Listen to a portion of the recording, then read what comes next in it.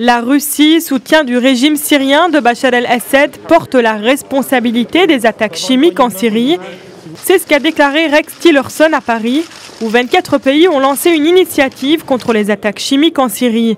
Lors de cette conférence, ils se sont engagés à partager des informations et à établir des listes de personnes impliquées dans leur utilisation en Syrie, où la guerre a fait plus de 340 000 morts depuis 2011. D'après le chef de la diplomatie américaine, plus de 20 civils, enfants pour la plupart, ont été victimes d'une attaque présumée au chlore ces derniers jours.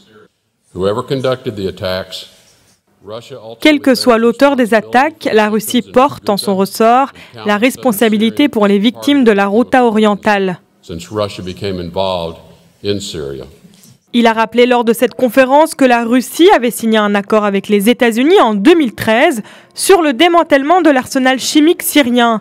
Rex Tillerson a aussi reproché à Moscou de bloquer au Conseil de sécurité de l'ONU le renouvellement du mandat d'enquêteurs internationaux sur l'utilisation d'armes chimiques en Syrie. Le chef de la diplomatie américaine semble remettre en cause l'ensemble de l'action russe dans la crise syrienne, y compris dans le processus de paix.